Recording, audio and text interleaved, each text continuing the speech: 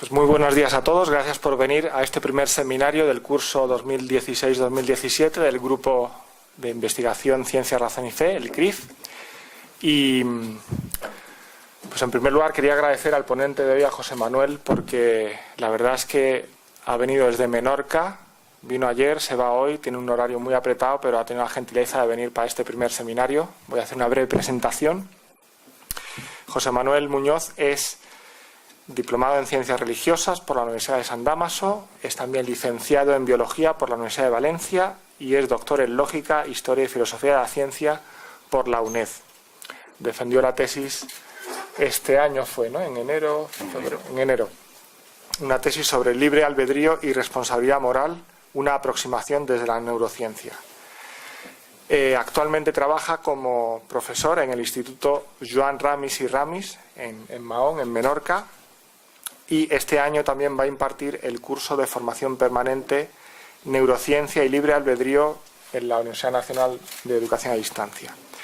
También tuvimos la suerte de tenerle en el ICS, en el grupo Mente-Cerebro, al final del año pasado. Nos dio un seminario muy interesante. Y ya ven ustedes el título que tiene el seminario de hoy: el libertarismo frente a los experimentos tipo Libet. Como vamos bastante juntos de tiempo, yo creo que lo mejor es que empieces y luego pues tendremos tiempo para el coloquio. Muchas gracias por venir. Muy bien.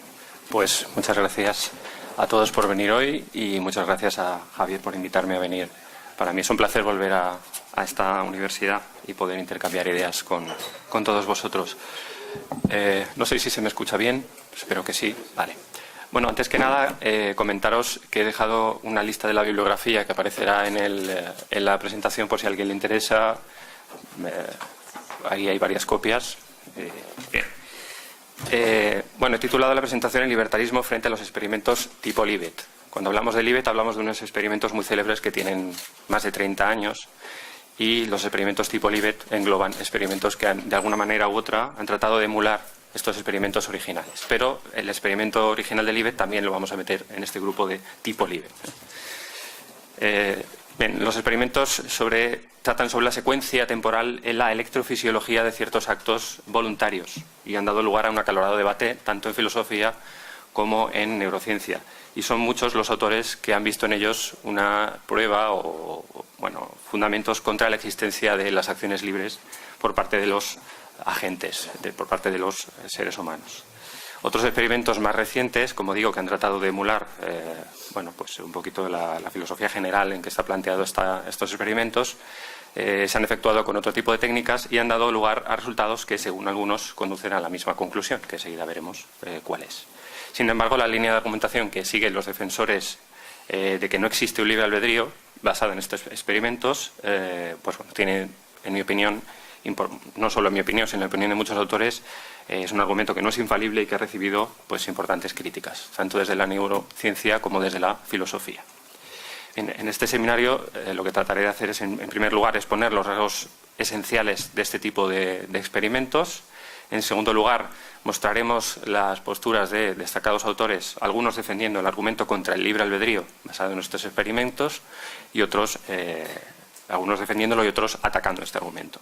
Y en tercer lugar, nos preguntaremos si, a la luz de todo lo visto, cabe rechazar la tesis conocida como libertarismo, que es la tesis que defienden ciertos filósofos, según los cuales el mundo no está indeterminado, está indeterminado, y esto además nos permite gozar de libre albedrío.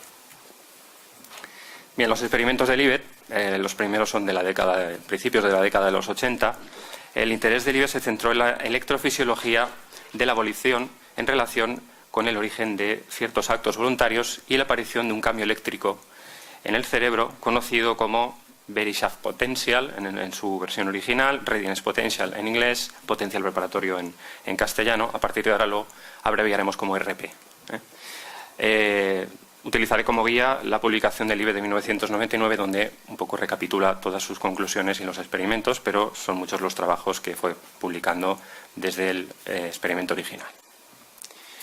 Libet parte de dos condiciones a la hora de hacer sus experimentos. En primer lugar, que el acto sea endógeno, en el sentido de que no existan constricciones que afecten al desempeño del acto voluntario. Luego veremos que, esto es una condición inicial, pero probablemente no la cumplió muy bien. y que, en segundo lugar, el sujeto de estudio sienta que posee el control sobre el acto que realiza.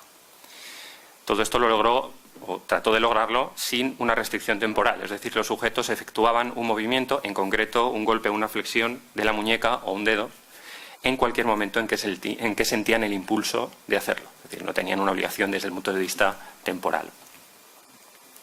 Para averiguar en qué momento son los individuos conscientes de su decisión, utilizó un reloj modificado, que una vuelta entera eran varios milisegundos, no recuerdo la cantidad exacta, pero hacían luego la correspondencia con los segundos. Y tras mover la muñeca o los dedos en el instante en que lo deseaban, el instante cero, cada individuo comunicaba en qué posición del reloj se hallaba el punto de luz justo cuando eran conscientes de haber tomado esa decisión. Es decir, tenían que mover el dedo y después haber dicho en qué momento estaba la luz cuando fueron conscientes de tomar esa decisión. A este instante lo llamaremos W, que recuerda al verbo to wish en inglés, de desear. Es importante que nos quedemos con la W porque saldrá después en varios momentos. Bueno, pues estos son los resultados que obtuvo Libet y colaboradores. Descubrieron dos tipos de cambios cerebrales de potenciales preparatorios que llamaron 1 y 2. El primero, como podéis ver, aparece casi un segundo antes, o más de un segundo antes de la actividad muscular, antes del movimiento. Y, según Libet y colaboradores, este tipo de cambios aparecen cuando el sujeto afirma haber hecho cierto tipo de planificación anterior al movimiento. En el segundo caso, se trataba de movimientos que, a juicio de los sujetos, eran espontáneos. Y estos aparecían pues medio segundo más tarde. Lo curioso de esto es que el momento W, el momento en que de deseo consciente, vamos a llamarlo así, aparece unos 150 milisegundos con anterioridad a la actividad muscular. Y lo llamativo es que el individuo, según estos experimentos, es consciente del movimiento que ha hecho después del cambio o del potencial preparatorio, del readiness potential. Entonces, a partir de estos resultados, ¿qué conclusiones extrae Libet en su trabajo? En primer lugar, que la iniciación de los actos voluntarios ocurre de manera inconsciente. Es decir, ellos dan por sentado que este cambio eléctrico tiene un origen inconsciente y que antecede al deseo consciente. Pues se produce antes de que el sujeto sea consciente de su decisión. En segundo lugar, que no parece que la voluntad consciente pueda actuar, llamémosle un gatillo, que dispara el proceso volitivo, el proceso del movimiento voluntario. Si pensamos en los actos voluntarios que solemos realizar de manera automática, por ejemplo, imaginemos que somos unos conductores experimentados y, bueno, pues inconscientemente activamos el intermitente del coche para cambiar nuestra dirección, ¿no? Si observamos este tipo de actos que realmente son voluntarios, los hacemos porque queremos, se puede observar que pueden producirse sin que se detecte una intención preliminar consciente, plenamente consciente, de ejecutarlos.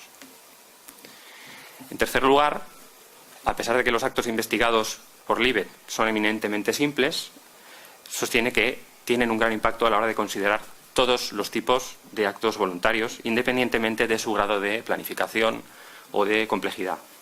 Si distinguimos la intención de actuar ya, de actuar ahora, de un eventual proceso de deliberación previa, y si tenemos en cuenta que los dos tipos de potencial preparatorio, tanto el relacionado con la planificación como el de la espontaneidad, aparecen con anterioridad al deseo consciente, puede decirse, sostiene Libet, que el orden temporal de sucesos hallado para la intención de actuar ahora es extrapolable a todos los actos voluntarios. Esto luego veremos que lo discute mucha gente, es una conclusión muy discutida, porque una cosa es una planificación para hacer un movimiento dentro de un segundo y otra cosa es una planificación a largo plazo.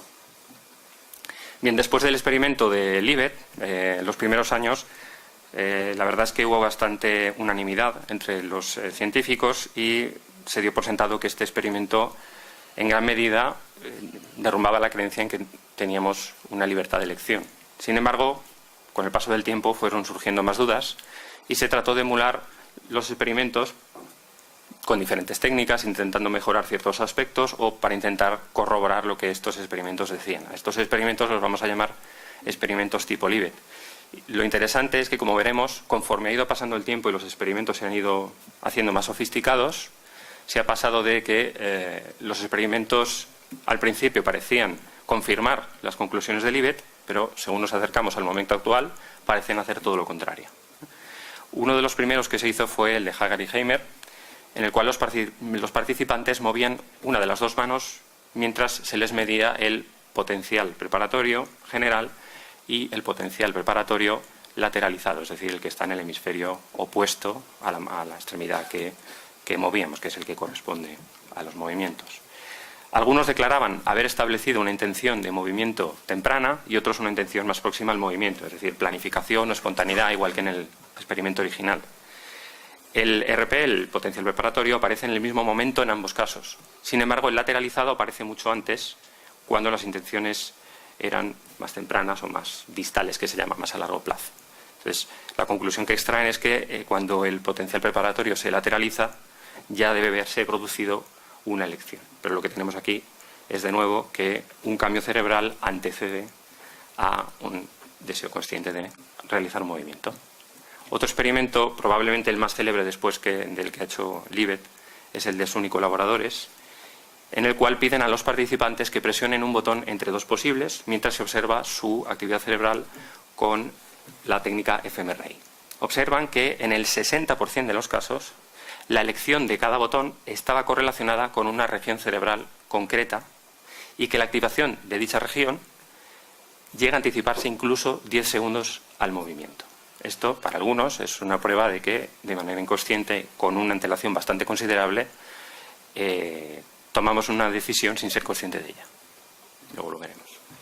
Otro experimento muy célebre también es el de Fried y colaboradores, un poco más reciente, en el que trabajan ya con electrodos profundos que son capaces de llegar directamente a la actividad eléctrica de las neuronas del área motora suplementaria. En el momento en que así lo deseaban, los sujetos presionaban una tecla del teclado de un ordenador y tras ello, con la ayuda de un reloj al estilo de Libet modificado, comunicaban dónde creían que se hallaba la manecilla del reloj en el instante en que eran conscientes de tomar la decisión, el instante W que he comentado antes. Aquí, en el 80% de las ocasiones, compárese con el 60% anterior, se hallan cambios neurales significativos, unos 700 milisegundos antes del instante del deseo consciente. Es decir, esto parece corroborar bastante los experimentos de Libet. Hasta ahora todos los experimentos que estamos viendo parecen ir en la misma línea que los experimentos originales. Estos experimentos y los de Libet han sido utilizados por varios autores para argumentar en contra del libre albedrío, en contra de la libertad de elección. El más conocido de ellos, sin duda, es Daniel Wegner, quien en una famosa obra titulada The Illusion of Conscious Will se basa en gran parte, no solo, pero en gran parte, en los experimentos de Libet y sostiene que las intenciones conscientes no tienen un rol causal en la ejecución de las acciones. Según él, la voluntad consciente es una ilusión en el sentido de que la experiencia de querer conscientemente una acción no es una indicación directa de que el pensamiento consciente haya causado la acción. Es decir, tanto nuestra intención consciente de actuar como nuestra acción voluntaria tendrían un origen inconsciente. Pero cuando asociamos ambos causalmente, mediante un vínculo que realmente no es cierto, se produce una experiencia de voluntad consciente. Es decir, lo que viene a decir es que se trata de dos efectos de una misma causa que nosotros pensamos que son causa y efecto sin que lo sea. Este es un ejemplo de lo que podemos llamar el argumento contra el libre albedrío. Ahí lo he titulado solamente así. Se entiende que es un argumento contra el libre albedrío basado en estos experimentos. Hay muchos argumentos. Este argumento lo ha descrito Meili para luego tratar de refutarlo y se puede resumir en tres premisas y una conclusión. La primera premisa, el argumento que está en las hojas que he dejado ahí por si lo querían tener delante. La primera premisa es que los sujetos de estudio de estos experimentos no han decidido conscientemente ejecutar los movimientos que han realizado, sean del tipo que sean. La segunda la segunda premisa es que de este modo probablemente nunca efectuamos decisiones conscientes de nuestras acciones. La tercera es que una acción es libre solo si se produce a partir de una decisión consciente de ejecutarla. Como conclusión, probablemente no existen las acciones libres. Este sería el argumento en contra del libre albedrío basado en estos experimentos. Lo que voy a hacer a partir de ahora es exponer una serie de argumentos, tanto científicos como filosóficos, en contra de las dos primeras premisas. La tercera premisa, que es una premisa más puramente filosófica, también se podría discutir. Pensemos, por ejemplo, en una acción que puede ser libre sin haberla hecho conscientemente. Por ejemplo, imaginemos que vuelvo un poco a la conducción, ¿no? Vamos en un vehículo y vemos que vamos a gran velocidad y vemos que un niño atraviesa la carretera y tomamos la decisión de desviar el coche. Bueno, probablemente esto desde el punto de vista instintivo, puramente animal, si pensamos en nuestra propia supervivencia, no sea muy inteligente, porque probablemente nos matemos. ¿Por qué tomamos esta decisión? Porque una serie de razones, una serie de juicios, creencias anteriores nos llevan a concluir que no está bien matar a un niño ni a nadie, ¿no? Es decir, ahí probablemente se trataría de una acción que no es consciente en ese momento, pero que parte de una serie de creencias y juicios que pueden llevarnos a pensar que es una decisión, una acción libre. Pero, como digo, vamos a centrarnos en las dos primeras premisas, porque la mayoría de argumentos que se han hecho han sido atacando estas dos premisas. En primer lugar, tenemos a Gómez, que apela a la precisión conceptual. Muchas veces, muchos experimentos se plantean a nivel científico, pero se utilizan términos como intención, deseo, que pueden dar lugar a diversas interpretaciones. Esto es lo que destaca un poco Gómez. En primer lugar, el término intención se podría entender de tres maneras diferentes. Puede ser la intención de actuar en algún momento en el futuro, puede ser la intención de actuar ahora, aunque todavía habría marcha atrás, todavía podríamos fracasar en que esto llevara a una acción, o puede ser el objetivo o propósito de una acción en un sentido teleológico. Otro ejemplo sería el término decisión consciente. Podemos referirnos a una decisión de la cual nos volvemos conscientes, pero que podría existir y producir efectos antes de ello, o podría tratarse de una decisión que es intrínsecamente consciente y, en consecuencia, solo puede producir efectos después de que hemos sido conscientes de ello. Es decir, cuando planteamos un experimento, ¿a qué nos referimos con decisión consciente? Muchos de los trabajos científicos que se hacen no especifican esto y utilizan el término de manera ambigua. Esto es lo que critica Gómez. Por lo tanto, concluye que dependiendo del sentido que otorguemos a ciertos términos, puede ser muy diferente la manera en que concibamos las relaciones entre los fenómenos que denotan. Gómez además afirma que Libet tendría razón al afirmar que la iniciación de los actos voluntarios se produce inconscientemente si entendemos esta iniciación como la activación de señales en el cerebro. Pero podría considerarse consciente si tenemos en cuenta que el individuo es consciente del contexto en que está efectuando la acción. Es decir, los individuos cuando están haciendo el experimento saben que tienen que mover un dedo, que se tienen que fijar en el reloj, etcétera. Están en un ambiente en el que, de alguna manera u otra, son conscientes de lo que van a hacer. Esto es un ataque contra la primera premisa, es decir, la de que los sujetos de estudio no deciden conscientemente ejecutar los movimientos. Bueno, pues Gómez discute esto. Namias intenta refutar a Wegner y dice que este otorga una escasa importancia a las intenciones conscientes que están vinculadas a acciones planeadas, deliberadas, que se toman a largo plazo. Los experimentos de Libet son para acciones que se ejecutan en el plazo de 1 segundo, 2 segundos. Y además afirma Namias que las excepciones a la regla de que las experiencias conscientes de nuestras acciones se ajustan a estas son convertidas por Wegner y otros autores en una norma general. Es decir, que la consciencia de querer una acción pueda estar separada de esta no implica que la consciencia sea siempre causalmente irrelevante cuando ambas no van juntas. Esto es un ataque contra la segunda premisa, que nos dice que nunca efectuamos decisiones conscientes sobre nuestras acciones. Estos son argumentos de momento filosóficos, pero también hay argumentos a partir de experimentos que han tratado de emular a Libet. Un ejemplo es el de Lau y colaboradores, en el que los sujetos realizan tareas al estilo Libet mientras se aplica una estimulación magnética transcraneal en su área premotora suplementaria. Cuando la estimulación se aplica a 200 milisegundos después del movimiento, el instante del deseo consciente resulta que se percibe con anterioridad. Lo que concluyen Lau y colaboradores es que las intenciones se pueden ver parcialmente reconstruidas a posteriori, en un proceso de inferencia posterior, lo cual ya pondría en duda que realmente el deseo consciente sea posterior al inconsciente. Ahí ya no está tan claro que una cosa anteceda a la otra, porque podemos reconstruirlo a toro pasado, como quien dice, ¿no? Esto es un ataque contra la primera premisa. Después, Murillo y Jiménez Amaya, muy conocidos por todos vosotros, en un trabajo, entre otras afirmaciones interesantes, sostienen que el sistema motor en su conjunto podría estar estructurado de tal modo que sea capaz de producir una activación permanente que permita que se desencadene la acción voluntaria. Pensemos en el experimento de Sun y colaboradores, donde decíamos que incluso 10 segundos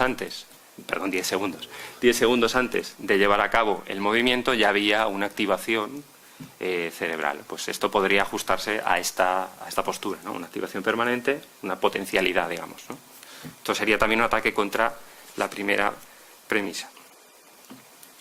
Trevena y Miller también realizan un experimento y comparan la actividad electrofisiológica anterior a la decisión de efectuar un movimiento y también a la anterior a la decisión de no efectuar ningún movimiento. Y resulta que no hayan ninguna diferencia, por lo que concluyen que estas señales no son específicas de la preparación para el movimiento, sino que los hallazgos de Libet no prueban que los movimientos voluntarios se desencadenen inconscientemente, porque no están ligados a la preparación del movimiento. Por lo tanto, es un ataque contra la premisa número 2. Como vemos, se suceden los argumentos en contra, ¿no? Vamos poco a poco acercándonos al presente y tenemos a Wukisberg y colaboradores. En este experimento los participantes eligen mover un dedo al estilo Libet mientras los experimentadores registran sus ondas gamma cerebrales y observan un aumento en la actividad de las ondas del hemisferio contralateral al dedo elegido, es decir, el hemisferio correspondiente a ese movimiento, justo en el mismo momento en que el sujeto comunica ser consciente de su decisión, el famoso momento W. Con esta técnica, por tanto, no hay ningún desfase temporal entre la actividad cerebral, entre el RP y el deseo consciente. Es decir, aquí se está contradiciendo claramente los hallazgos de Libet y colaboradores y supondría un ataque contra la premisa número 1. Walter. La intención consciente, sostiene, de efectuar un movimiento aparece en una fase inicial de los experimentos, pues los participantes conocen desde el principio cuáles son las condiciones y tienen ya decidido realizar el movimiento. Esto va un poco en la línea de Gómez. Aquí estamos atacando la metodología de los experimentos. Sostiene que los sujetos deben realizar movimientos espontáneos, en teoría son espontáneos, pero resulta que atienden a ciertas reglas, lo que hace que dichos movimientos sean solo simuladamente aleatorios. Y los participantes podrían haber pensado que el impulso de ejecutar la acción debería tener lugar antes de esta, condicionando su percepción de la posición del punto de luz giratorio. Por lo tanto, todos estos fallos metodológicos a juicio de Walter hacen que la conclusión, que la premisa número 1 pues sea más que dudosa, la de que los individuos no deciden conscientemente ejecutar los movimientos.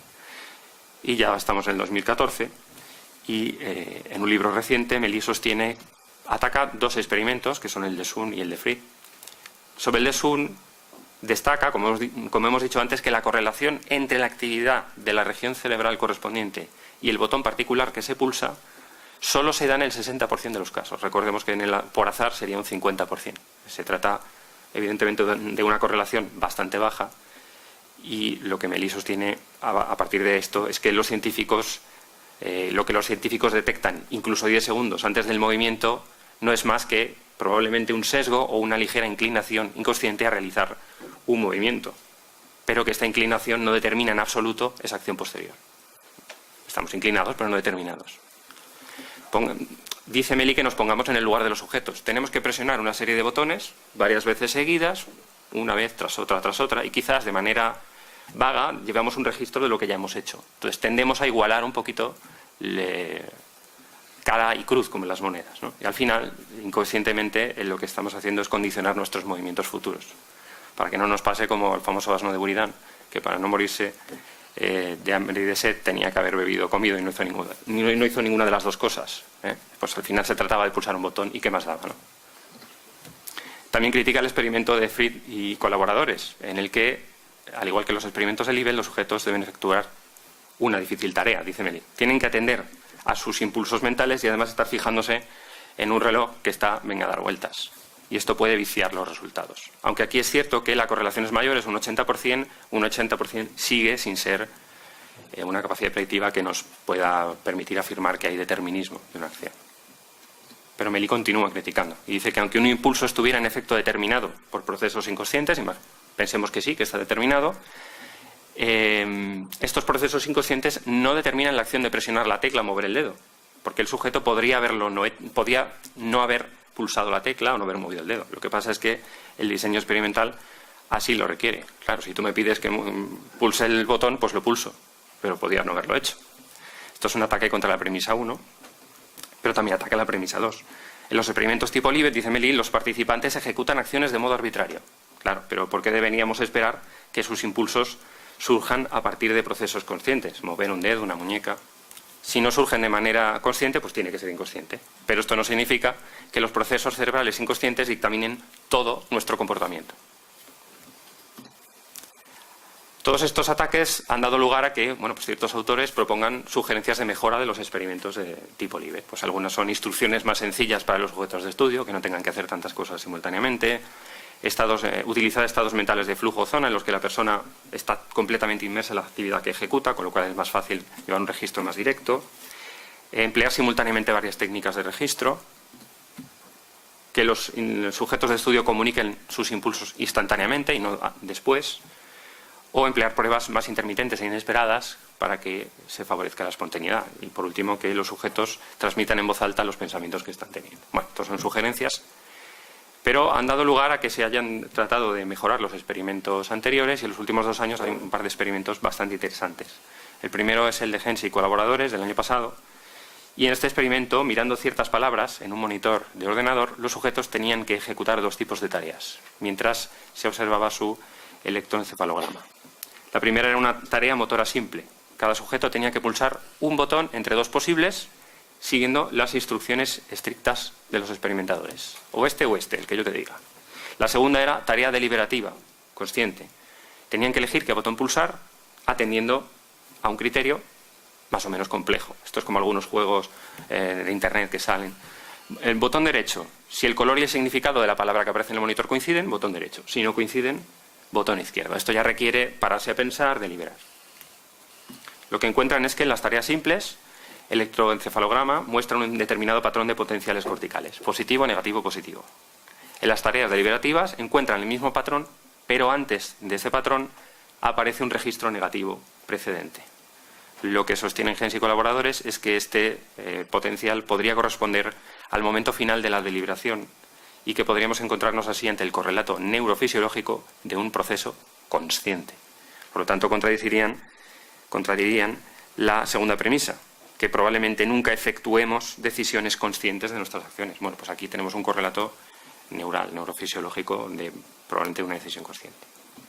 Y el último, que se ha publicado este mismo año, de Alexander y colaboradores, dice que los participantes eligen entre 4 cartas con absoluta libertad temporal. Pueden hacerlo cuando quieran.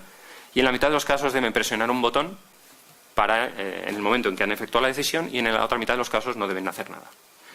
Bueno, pues estudian con 3 técnicas simultáneas, electroencefalografía, electroculografía y electromiografía, estudian qué pasa y encuentran que no hay diferencias significativas entre los potenciales preparatorios en ambas situaciones.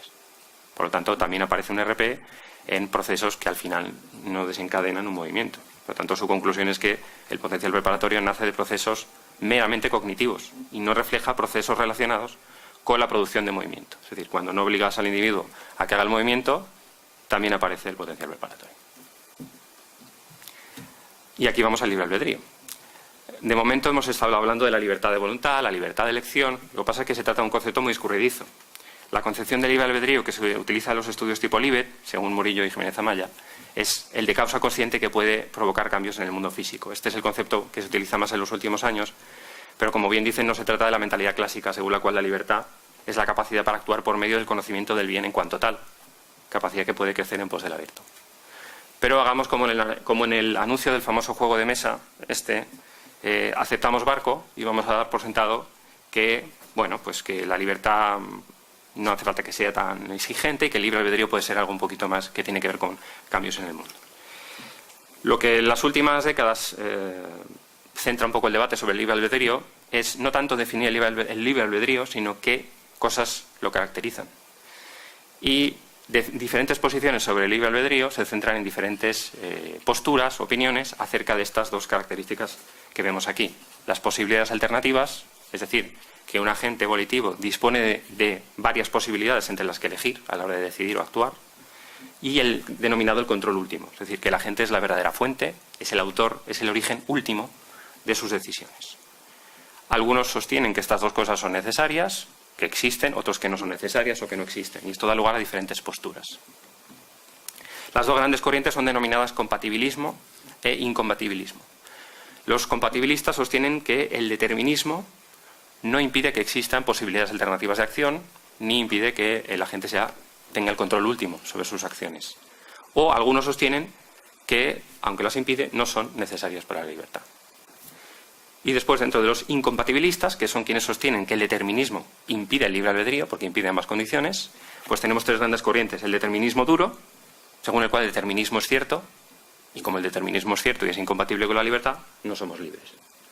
El incompatibilismo duro, que dice que al final da igual determinismo o indeterminismo, porque el indeterminismo nos conduce al azar, a la aleatoriedad, y que por tanto tampoco permite la libertad. Por lo tanto, da igual porque no somos libres. Y luego tenemos el libertarismo, según el cual el determinismo es falso y precisamente por ello, precisamente porque el mundo es indeterminado, nos permite tener libre albedrío. Bien. ¿Por qué nos centramos en el libertarismo? Porque hay algunos compatibilistas que también defienden el libre albedrío. Bueno, pues en primer lugar porque suele ser la postura que desde un punto de vista más, si preguntas opinión de gente que no es filósofa o gente que no está formada en filosofía, suele ser instintivamente la posición que sostienen. Y también porque es lo que en inglés se dice, es la condición más exigente, más demanding en inglés, ¿no? Lo que te pide más condiciones más difíciles. Por lo tanto, más vale empezar por ahí y luego siempre estamos a tiempo de pedir menos, ¿no? Bien, pero ¿cuál es el problema del libertarismo? Pues el problema del libertarismo es la conocida como cuestión de inteligibilidad. Según Keynes, la define así: ¿podemos darle sentido a una libertad que es incompatible con el determinismo? ¿Es dicha libertad coherente o inteligible? ¿O es esencialmente misteriosa y terminantemente oscura? Dicho de otro modo, ¿podemos entender de manera coherente una libertad que esté basada en el indeterminismo? Si respondemos que sí y tratamos de basarnos en la neurociencia para responder que sí, deberíamos explicar cómo el indeterminismo, de origen neural, puede hacer posible tener posibilidades alternativas de elección y ser los autores de nuestras elecciones. Pero todo esto sin caer en el puro azar, que esta es la mayor crítica que se hace siempre al libertarismo. Si es indeterminado, es azaroso, por lo tanto no tenemos control. Instintivamente podemos pensar que no están en lo cierto, pero esto hay que demostrarlo. Y no es tan fácil, hay argumentos muy potentes. Sin embargo, yo me he preguntado, siempre se dice que los experimentos de Libet van en contra del libre albedrío, de la libertad de voluntad. Sin embargo, Libet parece simpatizar con el libertarismo. Según qué publicación leamos de él o qué fragmento leamos, a veces parece que no quiere saber nada del libre albedrío, otras veces parece que lo defiende o que quiere dejar un hueco ahí, un resquicio, para que el libre albedrío tenga cabida. De hecho dice, mi conclusión sobre el libre albedrío, uno genuinamente libre en el sentido indeterminado, aquí tenemos libertarismo, es que su existencia es al menos una opción científica tan buena como lo es su rechazo por la teoría determinista, si no una mejor. Dada la naturaleza especulativa de las teorías determinista e indeterminista, ¿por qué no adoptar la visión de que tenemos libre albedrío, hasta que alguna evidencia contradictoria real pueda aparecer, si alguna vez lo hace? Tal visión nos permitiría al menos proceder de una manera que acepta y acomoda nuestra propia sensación profunda de que tenemos libre albedrío. Por lo tanto, si Libet simpatiza con el libertarismo, pues vamos a preguntarnos si podemos utilizar los experimentos de Libet o tipo Libet para sostener una teoría libertarista. Esto solo lo vamos a dejar como breves pinceladas. Recordando los resultados de Libet, Libet sostenía que a pesar de todo la conciencia puede intervenir en el proceso volitivo. Si tenemos en cuenta que la comunicación entre el córtex motor primario y la región motora espinal es de unos 50 milisegundos, podemos recalcular y vemos que el sujeto dispondría, según Libet, de una décima de segundo aproximadamente para intervenir de manera consciente. ¿Cómo intervendría? Vetando el movimiento que se iba a desencadenar, vetando conscientemente el movimiento muscular. De hecho, en algunos de sus estudios afirma que ha encontrado ciertos potenciales preparatorios, no tan potentes como los anteriores, pero que podrían tener que ver con un veto. Esto no lo investigo en profundidad, pero halló estos indicios. Así, según esta postura de Libet, el libre albedrío tendría cabida en el ser humano no como creador, sino como censurador, si podemos llamarlo así, ¿no? Los mecanismos inconscientes nos proporcionarían una fuente de opciones variadas, esto nos recuerda al concepto de posibilidades alternativas, y entre ellas nuestra voluntad consciente, mediante el uso del veto, efectuaría la selección de aquellos que desembocan en actos volitivos. Esto podría un poco retrotraernos al control último. Esta visión del libre albedrío como censurador, pues bueno, nos puede dar pie a pensar en que las creencias pueden tener un cierto papel. Por ejemplo, poniéndonos en un caso muy extremo, en una pelea muy apasionada entre dos personas, uno puede tener el impulso de utilizar un objeto, un arma que puede matar a la otra persona y en el último momento echarse para atrás. ¿Por qué? Porque piensa que matar no está bien. Bueno, pues aquí tienen cabida las creencias, pero claro, sí, aquí podemos caer en lo que algunos acusan siempre al cristianismo, que el cristianismo solo es no hagas esto, no hagas lo otro, y el cristianismo es algo más que eso. Pero bueno, ahí podría haber una cabida, ¿no? Bien, pero recordemos que es el control último. El agente es la verdadera fuente, el autor, el origen último de sus decisiones y o acciones. y lo debe ser de una manera indeterminada para un libertarista, por definición.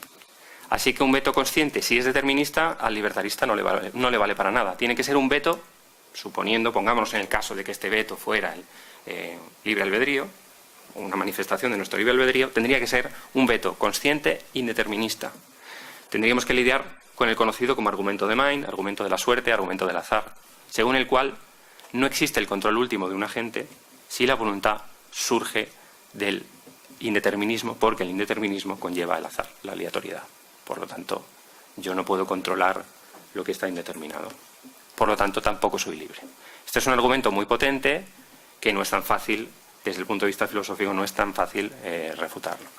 Yo tengo que reconocer que simpatizo con el libertarismo, pero también tengo que reconocer que es un argumento potente y que no es tan sencillo refutarlo. Además, deberíamos hallar el modo de explicar cómo el indeterminismo podría intervenir en el proceso descrito por Libet, enfrentándonos a una doble dificultad. La primera, ¿cómo puede el inconsciente generar opciones de acción de forma indeterminista? Bueno, aquí podríamos quizá acudir a la mecánica cuántica. ¿Cómo puede un proceso consciente de veto ser iniciado de forma indeterminista? Es decir, ¿cómo puedo vetar indeterminista, de manera indeterminista y de manera consciente?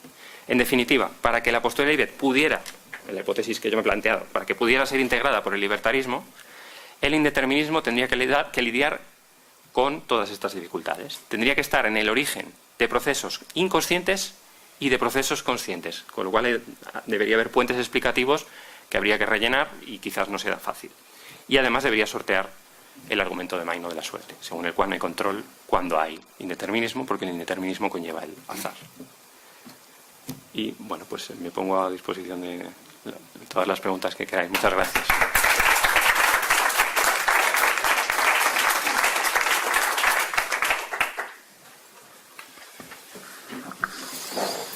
Muchas gracias, José Manuel, por tu intervención con un montón de información. Entonces, ha pedido la palabra Javier Bernácer, luego el profesor Lorda y luego Natalia.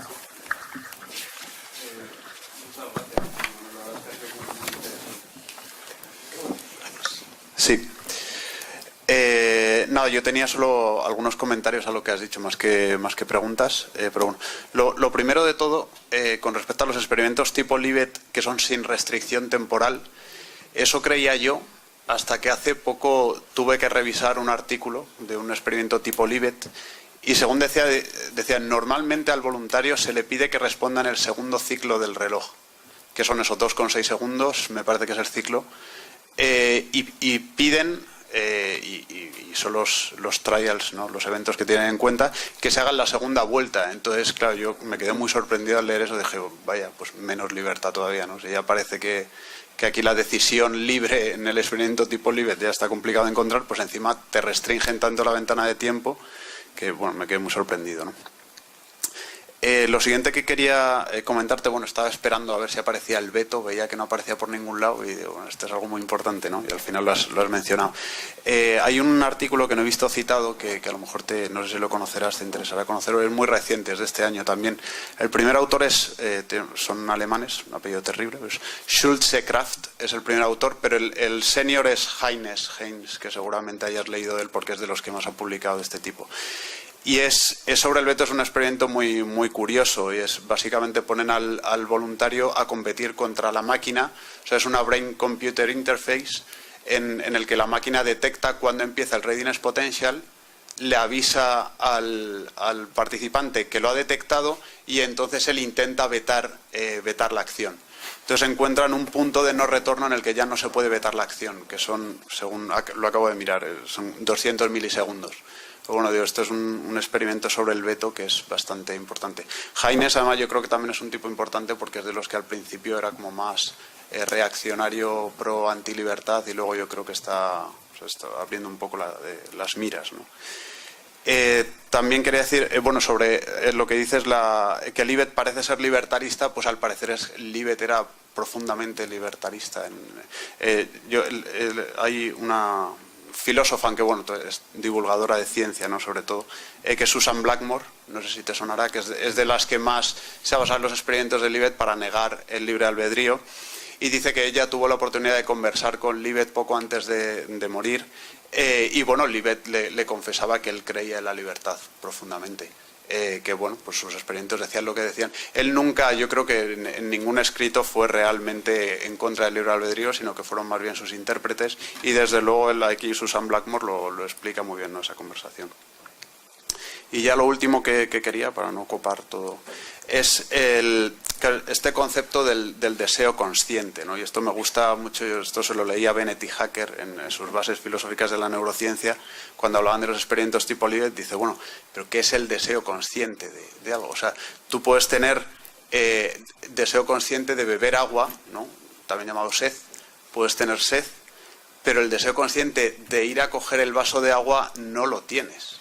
Luego encima, en los experimentos tipo Libet ya no sabes si es deseo consciente o verbalización del deseo consciente. O sea, al decir, ahora voy a apretar el botón. O sea, lo primero es que eso, en un movimiento no suele haber un deseo consciente. Y luego, pues eso, encima, cómo sitúas tú en el tiempo ese deseo consciente, que tiene pinta de que no existe.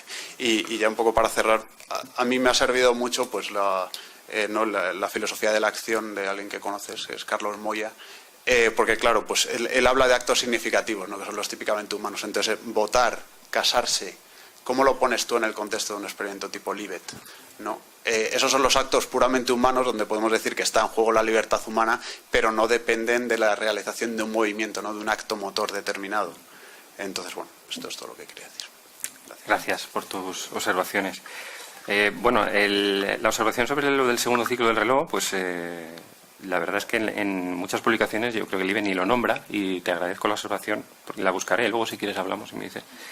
Pero bueno, claro, esto no hace más que reforzar lo que muchos críticos dicen, ¿no? ¿Cómo que no hay construcción? Si le estás poniendo unas condiciones, vamos, absolutamente leoninas. O sea, tiene que hacer de todo en poco espacio de tiempo. Además, me tienes que avisar de esto, del otro, te tienes que fijar en el reloj, pero oye, que no tardes más de 2 ciclos.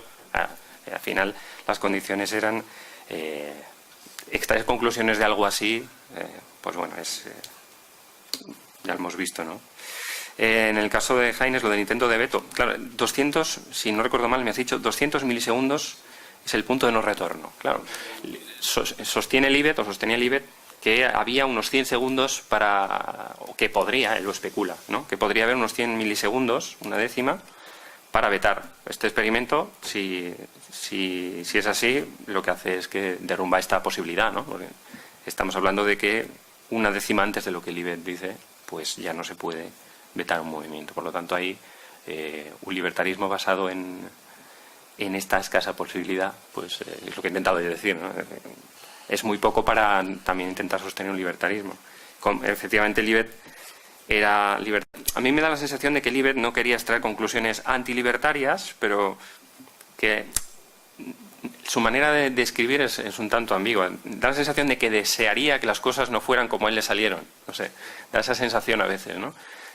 Entonces siempre dice, bueno, me ha salido esto, no quiero afirmar nada rotundo, pero bueno, es verdad que esto amenaza lo que en realidad me gustaría que fuera de otra manera. Y bueno, efectivamente, las observaciones que has hecho sobre las acciones, los deseos, lo que realmente hacemos que es relevante para nuestra vida no es mover un dedo o una muñeca, porque eso no lo pensamos. Los ejemplos de votar, de casarse, son cosas que tienes que reflexionar durante un tiempo. Algunos lo de votar no lo reflexionan, lo de casarse no voy a meterme. Pero bueno, y hay cosas.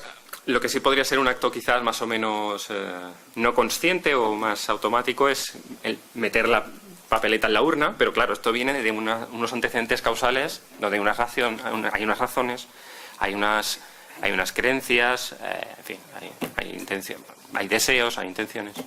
Claro, es una complejidad que cómo experimentas con eso, ¿no? ¿Cómo experimentas con eso? Los avances de la ciencia, de la neurociencia actuales, quizá parece que empiezan a permitir cierta complejidad a la hora de estudiar, pues, actos más deliberados, ¿no? O procesos de decisión más deliberados. Profesor Lorda. Muchísimas gracias por el tema. Yo la verdad que hace años que me interesaba y tenía del conocimiento, del tema, un conocimiento más bien muy elemental, pero utilizo en clase porque es evidentemente un gran tema, ¿no? ¿Hasta qué punto estamos determinados? Es un tema puesto sobre la mesa. Al final se decía, si es indeterminado, es azaroso. Yo me preguntaba, detrás de esa pregunta, por un lado, claro, esto es trasladar demasiado rápidamente la experiencia de la determinación en el campo de la física a otros campos, de la biología, de la conciencia. Porque el mismo ejemplo del asno de Buridan, trasladado a la realidad, uno se da cuenta que los animales siempre deciden. No, ningún animal se queda perplejo, o sea, decide. El saber por qué decide, ya hay algo que efectivamente ahí merece la pena ser analizado. Aunque quizá es un tipo de determinación que no es igual que la de la física, de cómo funciona un mecanismo. Un animal no funciona con un mecanismo, pero es un tema complejo. Pero, claro, el tema que nos ocupa, que va a la inteligencia personal, es mucho más amplio. Y el problema es que en el fondo estos experimentos son experimentos para tontos. Porque son experimentos para los que no hace falta inteligencia. ¿A dónde le das? ¿A la derecha o a la izquierda? Da igual, ¿no? La inteligencia no hace falta que actúe nada. Nada. Hay que ponerlo de relieve porque la definición de libertad humana es una inteligencia que decide. Si no es la inteligencia la que decide, pero no es una tontería, es que es realmente la inteligencia que decide. Los actos humanos son actos diseñados. No solo casarse, que a veces no está muy diseñado, o votar, que no está muy diseñado, pero este edificio, o sea, como son actos diseñados, el diseño acaba metido dentro del acto, y por tanto el sujeto puede explicar por qué lo ha hecho, porque sabe por qué lo ha hecho. Y no solo dentro del acto, acaba metido dentro de las producciones humanas. Dice, este edificio está diseñado, es fruto de la libertad, pero te pone a explicar, no hemos puesto esta cantidad de luz porque hemos medido, y en esta sala se necesita tanto. Y hemos elegido esto porque son más baratos. Y hemos puesto esta distancia de tal manera que lo han pensado. Y dicen, no, ha sido un impulso cerebral que en un momento dado ha creado el edificio. Pues no, no es así. Esto es un fruto de la libertad humana. Tiene millones de expresiones del ejercicio de la libertad. Y lo mismo, la corteza del planeta Tierra está lleno de expresiones de la libertad humana porque está lleno de cosas diseñadas, pensadas y ejecutadas, unas mejor, otras peor, otras efectivamente por azar. ¿Por qué está esto aquí? Porque se le cayó a alguien. Pero la mayor parte de las acciones humanas son acciones diseñadas. Me parece que es el gran tema. Porque si no, el acceso a la libertad, efectivamente, del Libet, hay un, digamos, pequeño fenómeno umbral que efectivamente merece ser estudiado, porque claro, no representa la libertad humana. La libertad humana es libertad de diseño, libertad de pensamiento. Libertad de pensamiento en el sentido, obramos lo que hemos diseñado, obramos lo que hemos pensado. Más o menos. Luego nos contradecimos también, pero mucho de lo que obramos está pensado y podemos razón de por qué hemos obrado y está metido ahí. Claro, eso nos explicaba con la palanquita, ¿no? Evidentemente. Estoy completamente de acuerdo. Extraer conclusiones sobre todas nuestras acciones, todos nuestros planes, todas nuestras decisiones, a partir de pues movimientos realmente espontáneos, porque a veces dicen, ¿ha habido un plan? Bueno, un plan a un segundo vista. Bueno, pues es un plan relativamente, ¿no? Menudo plan. Claro, hay un diseño, estoy completamente de acuerdo. El gran reto que tiene el libertarismo es, de lo que le acusan algunos, es de que no es amistoso o no es compatible con la visión científica del mundo. Esto es de lo que se acusa a ciertos libertaristas.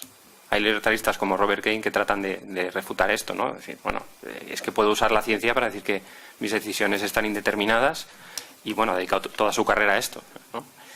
Pero, claro, la dificultad es si mis decisiones tienen un antecedente causal, una cadena causal precedente, y el origen último soy yo, y ese origen último está indeterminado, ¿cómo explico eso sin recurrir al azar? Es decir, ¿por qué estaba indeterminado? ¿Qué ha causado que esté indeterminado, ¿no? ¿Qué es lo que hay detrás de esa indeterminación? Entonces, lo que dicen los que acusan a los libertaristas de esto es, bueno, es que eso es azar. Tú has decidido eso, pues, como estaba indeterminado, pues ha sido azaroso, ¿no? Entonces, lo difícil es cómo integras eso con una explicación científica del mundo, ¿no? Esto es lo que acusan a los libertaristas. Yo no estoy de acuerdo, pero es la acusación, es el reto, digamos, que tienen los libertaristas. Nada, pues una línea que, claro, lo que es científico es tomar nota de lo que pasa en el mundo. Y una de las cosas que pasa en el mundo es que actúa la inteligencia. Después habrá que ver cómo se explica. Ahora que ese fenómeno existe, que se puede explicar, o sea, uno dice, ¿existe la determinación? En las leyes físicas sí, lo comprobamos. ¿Existe la inteligencia? Pues quizá no podemos de ahí sacar todo. Ahora que existen fenómenos inteligentes, de momento hay que tomar nota. Luego ya veremos si se pueden explicar o no. Claro, porque el problema de esto es decir, existe la determinación y nada más. Dice, oye, esto no es fruto de la indeterminación, lo siento, y cubre o sea, a ver si no es visible, que el planeta Tierra está por todos los lados cambiados por la inteligencia humana. Y dice, no, ha sido fruto de la indeterminación. Hombre, ha habido indeterminación porque esto podía no haber existido. Ahora, que esto es fruto de la inteligencia, a ver quién lo duda, ¿no? Y uno dice, no, no es un dato. ¿Cómo que no es un dato? En el fondo es el argumento de Popper, decía, está el mundo 1, que es el mundo físico, está el mundo 2, que es el mundo mental, del cual a veces se puede negar porque no se tiene una experiencia física, pero hay un mundo 3, que es el mundo cultural provocado por el mundo 2, que ahí lo tienes. Dice, no, esto es natural, esto está lleno de diseño, y está perfectamente visible, y uno dice, no, fruto del azar. Lo siento, pero esto hay que tomar nota de la realidad, ¿no? Esto es un efecto de una cosa que se llama inteligencia. Con eso no sabemos lo que es la inteligencia ni la tenemos toda construida. Ahora que hay que tomar nota de que esto existe y no partir de un prejuicio que dice, no, como la física es determinista, esto no existe. Hombre, lo siento, pero existe. Y no tiene más explicación de que ha sido pensado. Sí, estamos de acuerdo en el trasfondo. La profesora López Moratalla iba a preguntar ahora. Bueno, yo, los que me conocen, yo mucho soy, parece que hago una moción a la totalidad, pero no es eso. Es una observación que pedaleo sobre ella en esta santa casa mucho tiempo y no me hacen caso nunca, pero vuelvo una vez más. Y es que hay que salirse del mundo de lo inerte y de la física y de la metafísica y meterse en el mundo de la vida, donde la lógica de la vida, las cosas no se miden causa y efecto, porque la dinámica de la vida es otra completamente distinta y no es mecanicista. Y no hay indeterminación, eso quizás en el mundo físico, pero y la libertad es autodeterminación, no tiene nada que ver con la indeterminación.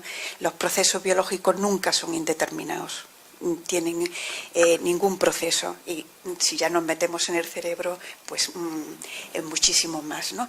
No son indeterminados, sino que tienen una dinámica, bueno, se puede llamar epigenética, es decir, que toda la información, todo el proceso, la vida es información, ¿no? Ese proceso, esa información crece con el proceso mismo, tiene ese tipo de dinámica y además va integrando distintos niveles y el resultado es muchísimo más que la suma de las partes a cualquier nivel que esto. Entonces, el cerebro tiene esa dinámica temporal, espacio-temporal, y la conducta humana o el conocimiento tiene una dinámica temporal, es decir, que hay todo un espacio mental en el cual las imágenes o las representaciones mentales las trabajamos.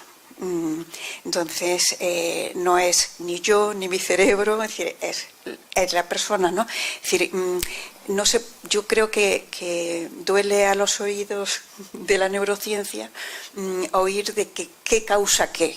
¿Cómo que qué causa qué es?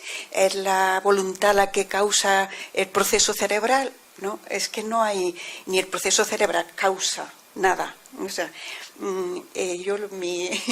mi observación o lo que querría una vez más transmitir en este sentido, ¿no?, por si sirve y porque me parece que ganaríamos todos mucho, ¿no?, es olvidarse de causa-efecto, porque no existe en la biología. Incluso lo que parece más causa, estímulo-respuesta, es simplemente una ocasión. El estímulo es una ocasión para que se ponga en marcha un proceso que uno dirige porque puede frenar. O sea, el tema es el tiempo. Somos los únicos seres vivos, los hombres, que no vivimos en presente como los animales, ¿no? Tenemos esa capacidad extracósmica, ¿no?, de no vivir en presente, no estar encerrado, mejor dicho, en el presente, sino traer la propia experiencia y proyectar el futuro. La dinámica es temporal y hay que verla el gran puente que existe es la dinámica, o sea, entre el cerebro y la mente. Es decir, eso sí que es igual, la dinámica. Es decir, realmente cuando uno ha hecho en ese proceso y en toda esa planificación, ¿no? O en esa proyección que ha tenido que ir haciendo una serie de imágenes, tal, bueno, lo que sea, ¿no? Creo que además coger el sistema motor como modelo es enormemente burdo, porque el sistema motor es muy lento. No hay que ir más y se va mucho más a lo visual, ¿no? Donde lo visto y el hecho de ver es lo mismo, ¿no? Es simultáneo, porque es una percepción directa, ¿no? Ya cuando tienes que mover una musculatura, eso te cambia los tiempos, eso bueno, donde voy, quiero decir que me parece que es muy importante olvidarse de causa y efecto, porque no funciona así la vida, ningún proceso vital, tampoco en los animales, hasta en los más simples, y ver que existe un puente que los experimentos, algunos de estos que has citado ya del 16 y del 15, trabajan así, es decir, ya no es el mueve usted el brazo para acá o para allá o haga esto, ¿no? Tienes que tener una percepción y sobre esa percepción, cuando la has percibido, decidir, bueno, aunque sean decisiones súper simples, se está trabajando también con decisiones mucho más complejas, ¿no? Entonces, se trata de medir al mismo tiempo, claro, el modelo cerebral neurocientífico en ese sentido siempre es cuantitativo, tienes que tener muchos voluntarios para ver cómo es un proceso, ¿no? Y hacer un tratamiento estadístico, pero luego tienes que medir a la persona individual, ¿no? Entonces, el ajuste del modelo en ese experimento de esa persona, midiendo los tiempos y las redes funcionales, ¿no? Y su espacio mental y el trabajo en el espacio mental, ¿no? Claro, tenemos la gran maravilla de tener una memoria temporal únicamente humana, que conocemos la red que la trabaja, o sea, dónde estás, ¿no? en ese momento. Entonces, ahora mismo puedes pasar y ver el umbral de lo inconsciente, que es procesos en donde influyen mucho los hábitos, por supuesto, que te lo facilitan, ¿no? Y cuándo te has pasado del inconsciente al consciente. Eso es medible. Y eso sí que coincidiría. La flexibilidad de las redes de conexión es lo que te permite pasarte al umbral que es mucho más los parietales superiores, que no tienen los animales, y no tanto el lóbulo frontal, que es un control distinto, ¿no? Entonces puedes ver cuando la persona ha dicho para y piensa, cuando ha introducido el tiempo, la forma de introducir la racionalidad es el tiempo, el poder justamente dividir la vida, ¿no? O cualquier proceso en un antes y un después, secuenciar, ¿no? Que es la clave para poder abstraer, etcétera, etcétera, ¿no? Entonces, claro, el que podamos tener en este momento modelos de la dinámica del cerebro y modelos de la dinámica de lo cognitivo o de la conducta es un enorme puente, y yo lo que animo es a trabajar en esa línea, porque es enormemente fructífera, o sea, porque además es que partes ya de que eres trascendente, de que no estás encerrado en el presente, ya te puedes olvidar del alma, es decir, no tienes que dar ninguna justificación de por qué somos trascendentes, es que lo somos, y eso se describe y es impresionante, ¿no? Una memoria temporal que nos hace seres temporales, por tanto fuera del tiempo, o sea, fuera del presente, o sea, no encerrados en el presente. Entonces, eso es una riqueza que creo que bueno, que merece la pena, y como veo tu trabajo, que me parece muy estupendo, es simplemente una sugerencia de decir, podemos trabajar en un plano donde nos olvidemos de causa-efecto, que no existe, que no existe, quiero decir, no es medible, es que esa no es la dinámica de la vida. Y no se puede explicar nada como causa y efecto. ¿Qué causa qué? Pues es que no lo causa. Es decir, son dos procesos paralelos en tanto en cuanto tienen un mismo tipo de dinámica, pero uno es mental y otro es cerebral. Pero claro, lo importante es que tiene la misma dinámica y que al final el resultado de quién es. Lo ha hecho el cerebro, el producto final, ¿no? En ese sentido. Y luego me parecía otra cosa que me parece muy interesante.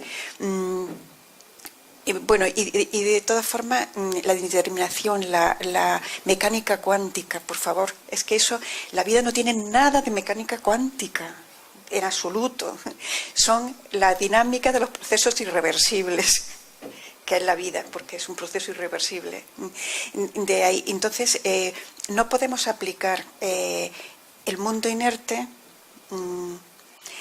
al mundo vivo, pero a ningún nivel, ¿no? Y al contrario, es decir, que lo que realmente manifiesta la libertad es la liberación del encierro en el automatismo del presente, o en el automatismo es decir, la libertad es ruptura del automatismo y está muy desarrollado y es impresionante, ¿no? Cómo rompemos el automatismo cuando queremos romperlo, ¿no? Cuando hacemos una acción libre, precisamente frenando el para y piensa, ¿no? Entonces, la frenada, que la ves en el cerebro, ¿no? Eres tú el que dices, se acabó, ¿no? Esta excitación, para y piensa, ¿no? Y entonces piensas realmente y es consciente, ¿no? Entonces, claro, toda la autoconciencia es que yo, somatizado en este cuerpo, ¿no? El ayer, hoy, mañana, ¿no? Es decir, en el tiempo. Entonces, la dimensión temporal, que no tiene nada que ver con el mundo inerte, porque el tiempo de los seres vivos, ¿no? Pues me parece que hay que incluirla y que nos daría mucho campo para trabajar. Bueno, muchas gracias. Son una serie de observaciones muy interesantes. Hemos tenido la oportunidad de hablar antes brevemente y todo esto de los nuevos avances que hay en neurociencia. La verdad es que abre un campo de posibilidades inmenso, que abren unas oportunidades que no hemos tenido hasta hoy y la verdad es que habrá que estar atento. Hay varias de las observaciones que has hecho que según hablabas me venían viniendo cosas a la cabeza, a ver si me acuerdo de todas. Lo primero que comentabas, que has tratado de insistir mucho sobre el tema de causa-efecto, ¿no? Que dices que no es la dinámica de la vida. Claro, y también comentabas que tenemos que olvidarnos un poco de recurrir a ciertos recurrir a ciertas concepciones, porque no sirven porque no es la dinámica de la vida, porque no sirve.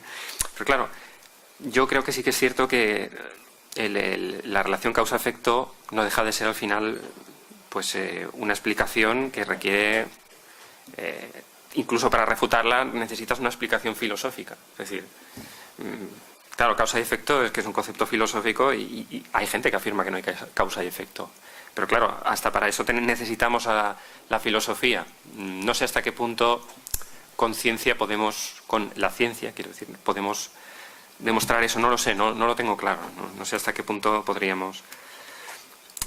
O conceptos como mente. Cuando hablamos de mente, ¿qué queremos decir con mente? Porque mucha gente todos utilizamos la palabra y probablemente cada uno de nosotros cuando decimos mente queremos decir una cosa diferente. Entonces, quizá esto es una observación que hago en paralelo a la que has hecho tú, ¿no? Cuando hacemos ciertos experimentos y empleamos ciertos términos, pues intención, decisión, lo que decía un poco Gómez, ¿no? O más ampliamente mente, creo que sería bueno, antes de esos experimentos, cosa que muchos no hacen, es decir, cuando digo intención me refiero a esto.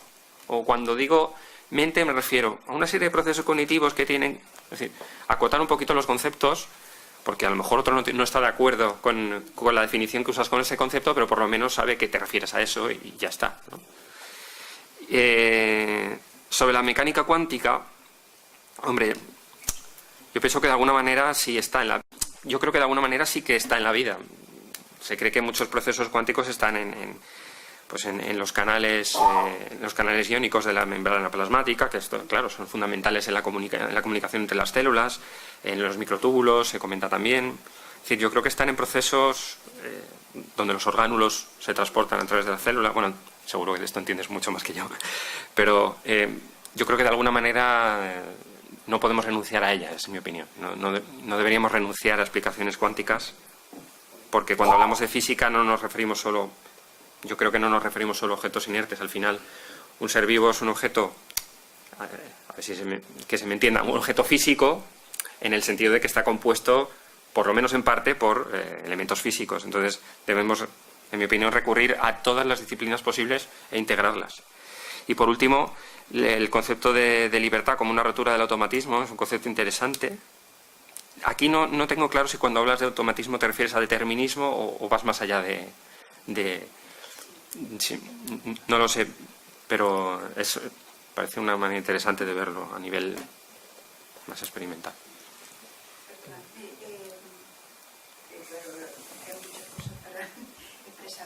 No digo que no haya causa-efecto, por supuesto, sino que nunca es suficiente en un proceso vivo, un ser vivo, no hay implicación suficiente ahí, porque normalmente, bueno, en ese sentido, sino que la causa eficiente mucho más viva, ¿no? Que partiendo de unos materiales, sean el cerebro, sean los genes, o sea, el nivel que se quiera tratar, que son dinámicos, que cambian, y que cambian con el proceso mismo, que eso forma parte del proceso. Entonces, la física, incluso, pues, bueno, lógicamente para unos canales, porque hay procesos dentro de la célula y dentro del organismo que son termodinámicos o que son mecánicos, lógicamente, pero la dinámica del ser vivo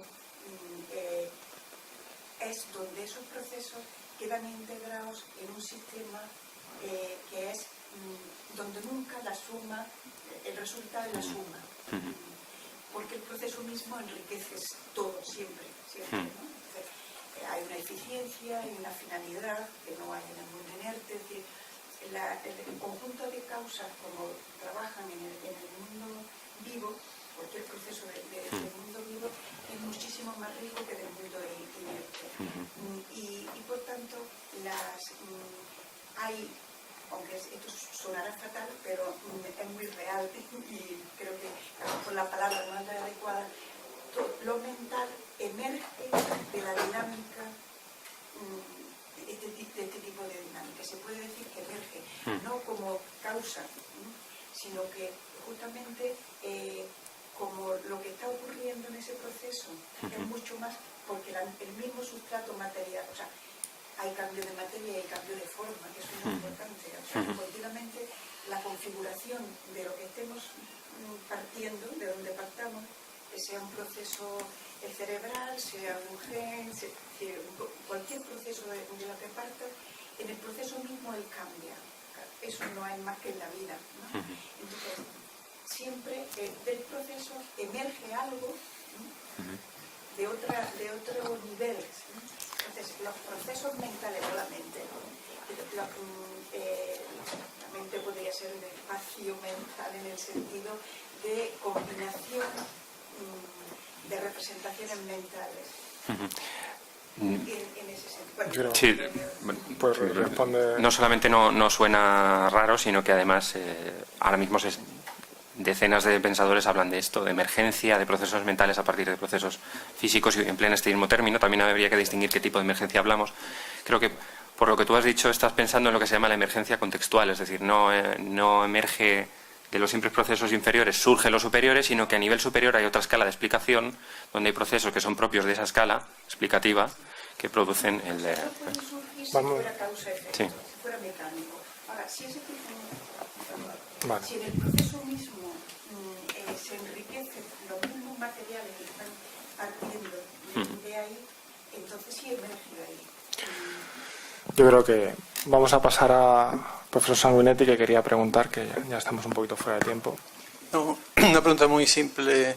Siempre me he preguntado en el proceso, en los experimentos de Libet, si se ha tenido en cuenta, porque es algo de lo que nunca se habla, el tiempo requerido para que el sujeto del experimento manifieste su voluntad consciente, porque para eso él tiene que hacer algo, él tiene que ver el reloj y creo que tenía que pulsar algo para indicar el momento exacto en el que él ha sentido ese wish.